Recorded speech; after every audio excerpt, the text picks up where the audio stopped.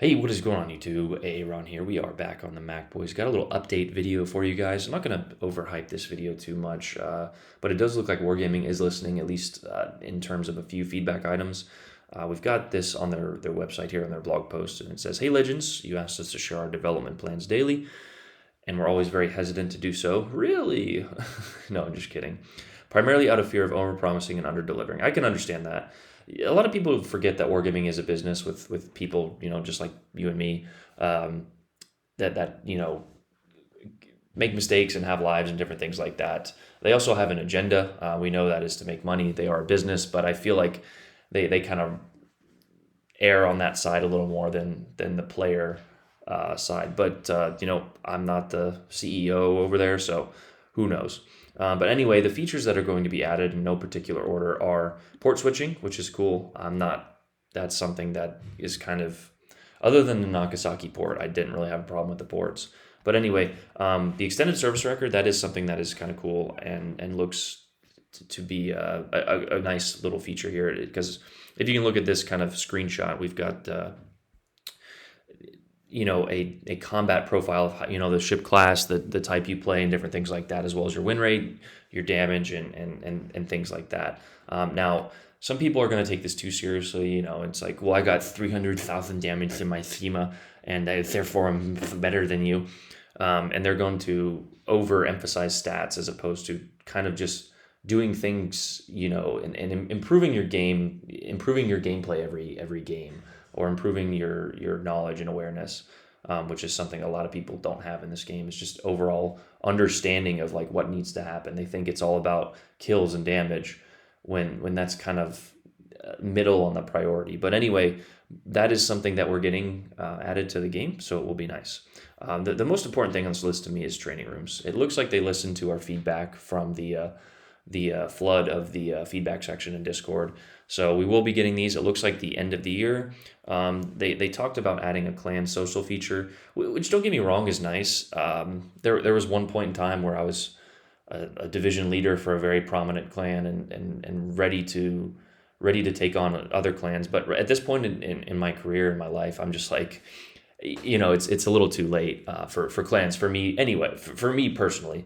But trading rooms would be awesome, because it gives me a way to engage with you guys, the viewers, my members, and it gives a way for community contributors and other people to learn the game, to teach the game, to potentially discover bugs, which is why I think it took so long to be in the game personally. But that's a whole nother video. Regardless of that fact, it does look like they're listening, at least in this regard. So thank you, Wargaming. I hope that it comes soon. Um, yeah, that's all that needs to be said about that. Special modernizations. We can't reveal too much, then why post it? But let's just say it's going to be something to improve the ships you're particularly fond of, and will allow you to improve your performance in the heat of battle dynamically. I don't know what that means, and of course they left it very vague. Hopefully it's something good. I don't want to be like a Flamu type and say that every time they try to do something like this, it turns out for the worse. But most of the time, especially in PC, something like this, it doesn't turn out well. I think people at its core like the game. I'm sure there's a few things that we would change. I know for me, it would be like World Rebuild and Destroyer Concealment and battle. Like we need, if we have these things, we also probably need to increase battleship range. But anyway, that's kind of like again, a separate video. But there's this special modernizations to come, to be determined. Yeah, the final thing on this list is the Halloween mode, which I'm gonna be honest, it's cool to play for a day, and then I'm just over it. But it looks like it's that kind of mission again, where you have to defend the terminals against a ever a constant spawn of ships. But yeah, it's fun to play for a day with the boys. But after that, it's yeah. When it comes to the ships, there will be a few interesting, cool, and outright weird entries until the year ends. While it may be anticlimactic for us to not name anything right now, you still may be being tested in the super testers. Okay, so we're getting new ships, which is kind of obvious. Final thoughts. I'm glad that training rooms is coming. I'm glad that they're listening to community in a few of these other regards, statistics and port changing.